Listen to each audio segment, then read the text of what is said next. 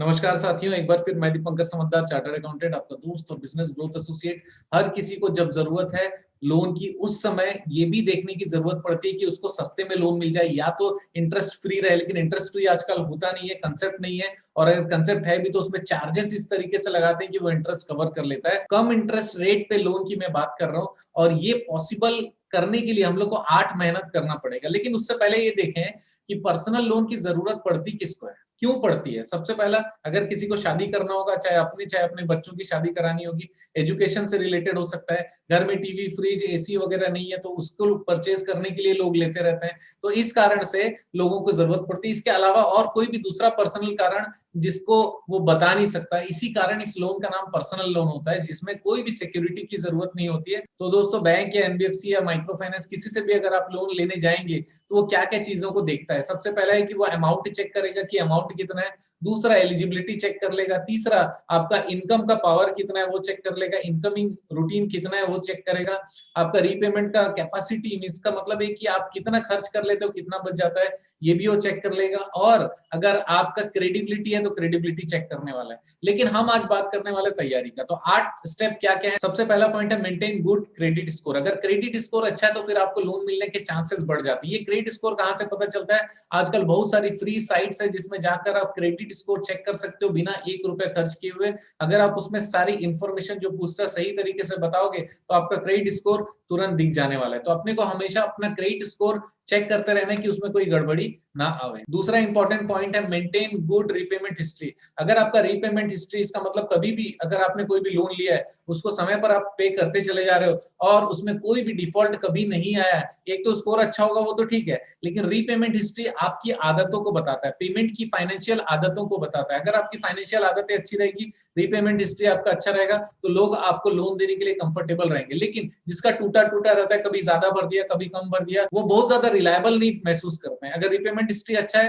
Consistent है, लगातार आप पेमेंट करते हो, जो भी लोन लेते हो, तो उनको ये लगेगा कि आप हमेशा समय पर पेमेंट करना पसंद कर, और आपको कम ब्याज पे लोन मिलने के चांसेस बढ़ेंगे। तीसरा पॉइंट है compare interest rate and look for seasonal offers. इसका मतलब ये है कि जब भी आप पर्सनल लोन लेने जाएंगे तो आपको इंटरेस्ट रेट अलग अलग कंपनी और माइक्रो फाइनेंस या फिर एनबीएफसी के चेक करने पड़ेंगे कि किसमें कौन सा रेट मिल रहा है, और इसके साथ में आप सीजनल ऑफर्स को भी चेक करिएगा, राइट। नेक्स्ट पॉइंट ये है इंटरेस्ट कैलकुलेशन भी आपको देखने की जरूरत है कि इंटरेस्ट कैलकुलेशन करने का कोई स्पेशल मेथड अगर वो बता रहे हैं तो वो भी ले लो।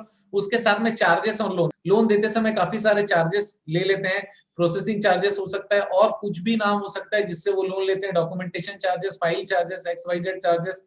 अब वो सारे चार्जेस को आप ले लीजिए, कितने पीरियड के लिए आप लोन ले रहे हैं वो चेक कर लीजिए, कितना इंटरेस्ट आप दे रहे हैं वो चेक कर लीजिए, और उसके हिसाब से इफेक्टिवली आपको वास्तविक में कितना इंटरेस्ट रेट पड़ रहा है ये भी चीज आपको चेक करने का जरूरत है। For example, Bajaj finance 0% finance कहता है, लेकिन वो डॉक्यूमेंटेशन चार्जेस ले लेता है, और वो डॉक्यूमेंटेशन चार्जेस से वो अपने इंटरेस्ट का भी जो अमाउंट है उसको भी कवर कर लेता है। डिफॉल्ट का क्लॉज उसमें चेक करने की जरूरत पड़ती है, क्योंकि एक बार डिफॉल्ट हुआ तो बहुत ज्यादा पैसे वहां पर उन लोग ले लेते हैं, जिसके कारण हम लोगों को ब्याज तो भले लग रहा है कि 0 है, लेकिन हमने काफी ब्याज का कवरेज पहले ही दे दिया। उसके अलावा हम लोग पेनल्टी भी पे कर रहे हैं, लेट फीस भी पे कर रहे हैं, जो कि लेट फीस पेनल्टी आपकी गलती से है, लेकिन उसके बाद भी मैं कहता हूं कि बहुत ज्यादा ना हो, ये ध्यान रखिएगा, क्योंकि इंसान है, जरूरत है, इसीलिए लोन लिया, राइट। नेक्स्ट पॉइंट है credibility of employer. Normally personal loan जो नौकरी करता है उन लोग को जरूरत पड़ती है, उन लोग लेते हैं, क्योंकि अगर आपका बिजनेस है तब तो कैश क्रेडिट लोन या ओडी लोन या फिर कोई दूसरे लोन आपको मिल जाएंगे, लेकिन जो नौकरी करता है बेसिकली पर्सनल लोन उनके काम की ज्यादा होती है। तो एम्प्लॉयर जहां पर आप काम करते हो वो बहुत इंपॉर्टेंट है। क्यों? सही जगह पे आप अगर आप काम करते हो, एम्प्लॉयर का गुडविल अच्छा है तो आपका भी गुडविल अच्छा है, समझ लीजिए। एक और मैं आपको सजेशन देना चाहता हूँ, कई सारे लोग ना किसी ग्रुप ऑफ कंपनी में काम करते हैं जिसमें 10 स्टॉक फर्म, 5 कंपनी और 2-3 बहुत बड़ी कंपनीज होती है, तो वहां पर आप बोलिएगा कि जो बड़ी कंपनी है ना उसमें आपका नाम डाले।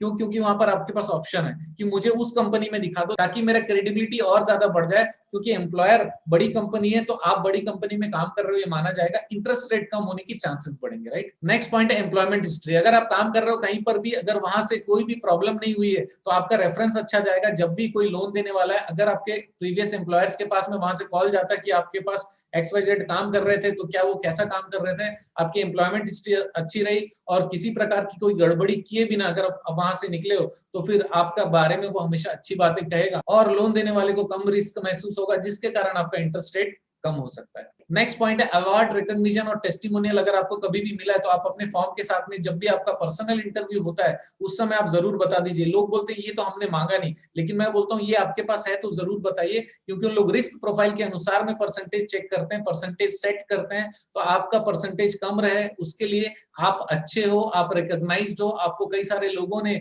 सराहा है, ये सारी चीजों का प्रूफ अगर आपके पास में है तो उसको भी प्रोड्यूस करने का कोशिश करिए। अब लास्ट पॉइंट ये कहता है कि आपको इनकम टैक्स रिटर्न हमेशा भरते रहना है। आप कभी मत ये सोचो कि मैं इनकम टैक्स रिटर्न नहीं भरूं।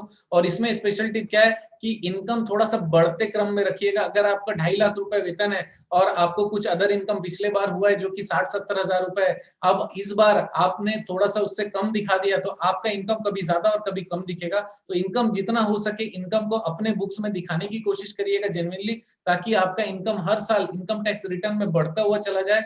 और आपका पर्सनल बैलेंस शीट बनाना मत भूलिएगा, ये रिकॉर्ड्स आपको लॉन्ग टर्म में बहुत काम आने वाले हैं। और मैं बता रहा हूं ये 8 पॉइंट अगर आप करते हो तो हर पॉइंट को एक्सप्रेसली आप सामने लोन जिनसे ले रहे हो उनको बताइए कि सर मेरा क्रेडिट स्कोर अच्छा है, मेरा एम्प्लॉयर ऐसा है, मैं ऐसा हूं, मेरा इनकम टैक्स रिटर्न है, अपने बारे में सारी ये 8 पॉइंट आप डिस्कस करेंगे तो आपका रिस्क कम समझ में आएगा, इंटरेस्ट का बार्गेन आप कर पाएंगे, सामने वाला आपको कंसीडर करेगा। और अगर आपका एजुकेशन बहुत ज्यादा तगड़ा है तो आप एजुकेशन के बारे में भी बहुत सारी चीजें बता दीजिए। आप बता दीजिए सर मैंने सीए किया, आईसीडब्ल्यू किया है, मैंने एमबीए किया है, मैंने एलएलबी किया है, मैंने फलाना किया है, आपने जो भी किया है वो सारी चीजें, सारे कोर्स, सारे एकेडमिक्स भी साथ में बता दीजिए। रिस्क प्रोफाइल कम हो जाएगा, आपके परसेंटेज कम हो जाएंगे, आप बार्गेन करोगे तो फिर वो उस केस में भी कम करता है। कहीं पर रुकने का जरूरत नहीं है। जो भी लोन देने वाला कोई परसेंटेज बता देता है वो बिल्कुल भी फिक्स नहीं होता, ये चीज आप ध्यान रख लीजिए। क्योंकि डीएसए दिया जाता है, लोन कंपनी डीएसए देती है, डीएसए को भी पैसे देने रहते हैं, इसीलिए वहां पर मार्जिन भी उन लोग रखते हैं। उस मार्जिन को क्रंच करना